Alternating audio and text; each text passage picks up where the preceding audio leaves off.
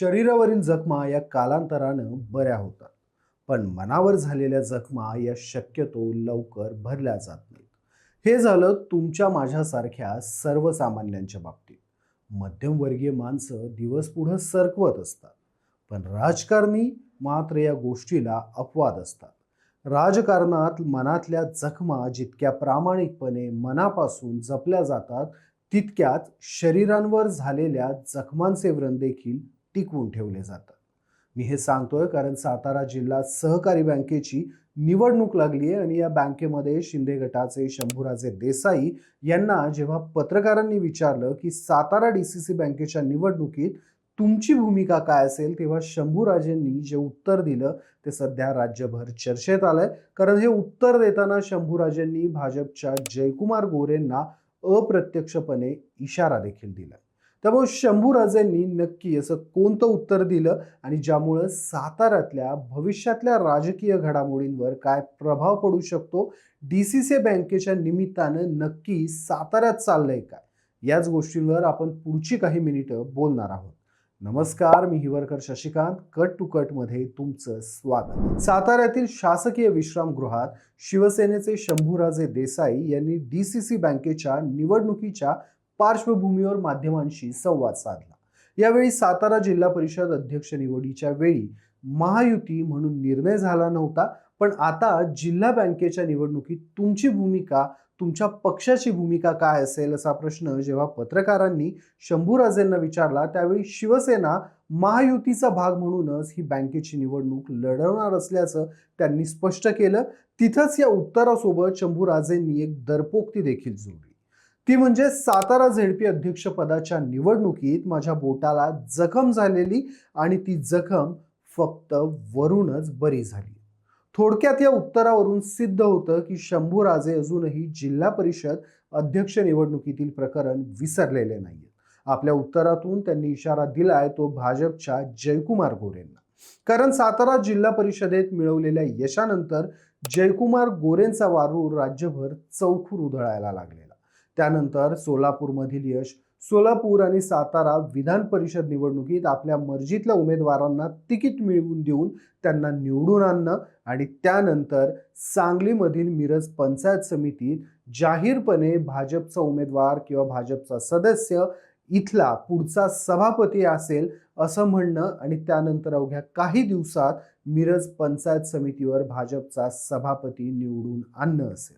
जयकुमार गोरे या संपूर्ण प्रक्रियेत महाविकास आघाडीसाठी जितकी धोक्याची घंटा म्हणून सिद्ध झाले, त्याहून अधिक ते महायुतीमधील भाजपचा मित्रपक्ष असणाऱ्या शिवसेना एकनाथ शिंदे गटासाठी धोक्याचे ठरत आहेत.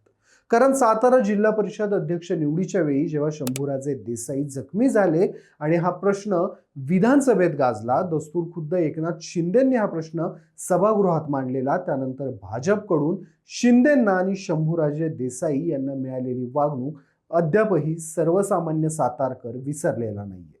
आणि या सगळ्या पार्श्वभूमीवर शंभूराजे यांच्या बोटाला झालेली जखम वरून बरी झालीये या विधानाला यामुळेच मोठा गर्भित प्राप्त होतो. डीसीसी बँकेसाठी जरी वरून राज्य नेतृत्वाकडून आदेश आलेले असले आणि त्या आदेशापायी शंभूराजे महायुती म्हणून लढणार असले, तरी भविष्यात ते झेडपीचा वचपा काढणार आणि त्यासाठी ते योग्य संधीच्या शोधात आहे असा अर्थ या विधानावरून घ्यायला हरकत नाही. या डीसीसी बँकेच्या निवडणुकीपूर्वीच नुकतीच आठवडाभरापूर्वी शंभूराजे यांनी राष्ट्रवादी काँग्रेसचे शरद पवार यांची भेट घेतलेली. या भेटीवरून देखील शंभूराजे यांना पत्रकारांनी प्रश्न विचारले होते. तेव्हा शंभूराजे म्हणाली ही भेट पूर्णपणे औपचारिक होती. लोकनेते बाळासाहेब देसाई यांच्यावर लिहिण्यात आलेला दौलत हा चरित्रग्रंथ शरद पवार यांना भेट द्यायचा होता आणि त्यासाठीच मी त्यांची वेळ मागितली होती. त्यांनी दिलेल्या वेळेनुसार माझी आणि त्यांची भेट झाली. या भेटीत जिल्हा बँक किंवा अन्य राजकीय विषयांवर कोणतीही चर्चा झाली नाही. पण राजकारणातील एक बेसिक नियम असतो, जेव्हा कुठलेही दोन विरोधी विचारसरणीचे राजकारणी एकत्र भेटतात आणि म्हणतात आमची कुठल्याही राजकीय विषयांवर चर्चा झालेली नाही, आम्ही दुसऱ्या कामासाठी भेटलो होतो, त्यावेळी चर्चेत ते दुसरं काम सोडून फक्त राजकीय विषयांवरच चर्चा झालेली असते. त्यात साताऱ्यातील सध्याची राजकीय परिस्थिती पाहता शंभूराजे आणि शरद पवार यांच्या भेटीला महत्त्व प्राप्त झालंय. कारण एकीकडे या दोघांची भेट झाली तर या भेटीपूर्वीच DCC निवडणुकीसाठी ग्रामविकास मंत्री असणारे जयकुमार गोरेंनी मान तालुक्यातील वरकुटे मलवडी इथं राष्ट्रवादीच्या अभयसिंह जगताप यांच्या सोसायटीत ऐनवेळी प्रवेश करत ठराव घडवून आणला आणि मोठी खळबळ उडावली होती. त्यानंतर त्यांच्या कार्यकर्त्यांनी फटाके फोडल्यानं या परिसरात तणाव वाढलेला. कराड तालुक्यातही 150हून अधिक सोसायटी असल्यानं हा तालुका DCC बँकेसाठी संवेदनशील आहे. तिथंच माध्यमांनी दिलेल्या वृत्तानुसार इथल्या कोडोली सोसायटीत ठरावासाठी उघडपणे बोली लागल्याची चर्चा रंगली होती. तिथंच मालखेड येथे ठरावावरून हाणामारी झाल्याचं बोललं गेलं. त्यामुळे जयकुमार गोरे यांचा साताऱ्यातला वाढता प्रभाव हा जसा शंभूराजेंसाठी धोका ठरतोय, तसाच एकेकाळी NCPचा बालेकिल्ला राहिलेला सातारा जयकुमार गोरे ढासळत असल्यानं शरद पवार यांच्यासाठी देखील जयकुमार गोरेंचा धोका वाढतोय. त्यामुळे शंभूराजे आणि शरद पवार यांची भेट आणि त्यानंतर शंभूराजे यांनी जखमा वरून भरल्यात असं म्हणणं खूप काही सांगून जातं. याच पत्रकार परिषदेत शंभूराजे यांनी कराड पंचायत समितीवरील निधी वाटपावरून जिल्हा प्रशासनाला म्हणजे जिल्हा परिषद प्रशासनाला देखील खडे बोल सुनावले. त्यामुळे आता जरी शंभूराजे म्हणत असले की DCC बँक आम्ही महायुती म्हणून लढवू, तरी कदाचित भविष्यातील साताऱ्यामधील राजकारणात मोठ्या प्रमाणात उलटफेर बघायला मिळू शकतात. खरं तर झेडपीचे इलेक्शन हे फक्त निमित्त मात्र होतं असं म्हणायला हरकत नाही.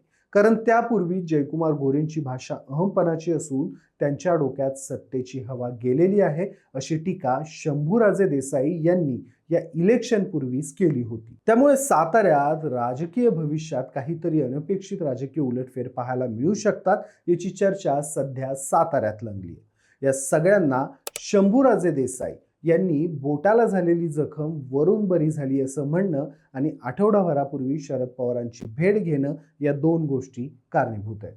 त्यामुळे आता जयकुमार गोरेंना अडवण्यासाठी साताऱ्यात शंभूराजे हे शरद पवार यांची मदत घेतील का याची उत्सुकता साताऱ्यासहितच संपूर्ण महाराष्ट्राला लागून राहिली. तुर्तास आपण इथेच थांबूयात. मात्र तुम्हाला काय वाटतं?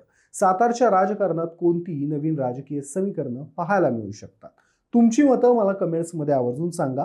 हा व्हिडिओ जर तुम्हाला आवडला असेल तर या व्हिडिओला लाईक करा, शेअर करा आणि अशाच राजकीय घडामोडी जाणून घेण्यासाठी तुमच्या आवडत्या कट टू कटला सबस्क्राईब करायला विसरू नका.